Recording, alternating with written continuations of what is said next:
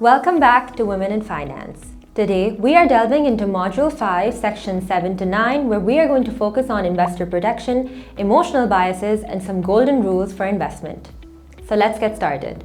Our financial world is vast, and it's crucial to have some safeguards in place. The SECP is the regulatory powerhouse for overseeing all non-bank financial market companies. This includes the stock exchange, brokers, asset management firms, mudarbas, and more. If you have concerns, you should know that your voice matters. Reach out to the complaints department of your financial institution, the Pakistan Stock Exchange, or directly to the SECP. Here are the contact details for the PSX Complaints Department and SECP queries. The SECP is your guardian against fraud and mis-selling, ensuring a secure market by regulating against manipulation and financial crimes. And now, let's tackle emotional biases that can impact your investment decisions. Starting with confirmation bias. Be mindful of only seeking information that confirms your preconceptions because you may overlook contradictory information, leading to poor investment decision-making. Next is herd mentality, which is the tendency to follow the crowd. Try not to simply copy what others are doing. Instead, trust your rational decision-making. Your rational insights are valuable, so you should trust them.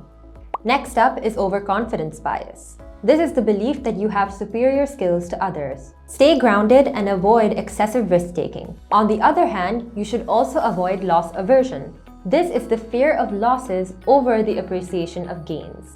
It may lead to holding on to losing investments for too long or selling winning investments too early, missing out on potential gains. You should also avoid anchoring bias. This is the attachment to a particular price point or value as a reference for making investment decisions. It may lead to holding on to investments based on past prices or valuations rather than current market conditions. And lastly, recency bias. This is the tendency to give more weight to recent events or performance when making investment decisions. This may lead to overlooking historical data or long-term trends, which can lead to short-sighted investment decisions. As you can see, too much of any quality is not a good thing. Focus on remaining rational, using well-rounded research to determine your investment decisions. And with that, let's move on to some golden rules for investment. These are your tools for success. First up is quarterly portfolio check-ins. Avoid aggressive trading and tracking short-term market fluctuations.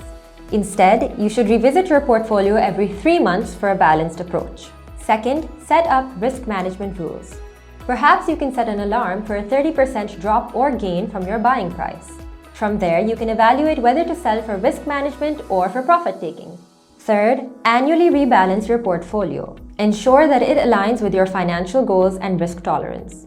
Fourth, track fees, taxes, and charges. It's important to stay informed on PSX, broker, CDC, and asset management charges. Fifth, don't panic. Investments will go up and down. Volatility is part of the process. Sixth, stay informed. Follow up on economic and stock market news.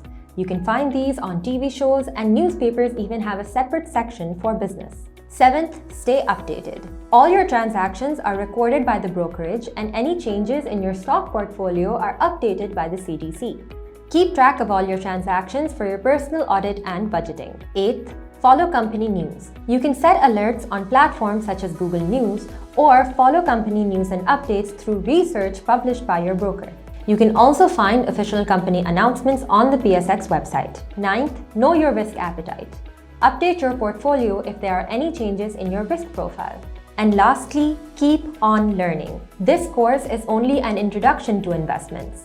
Learning is a lifelong journey. Stay on it through follow-up advanced level courses, some of which are mentioned in our course pack, and until the next lesson, happy investing.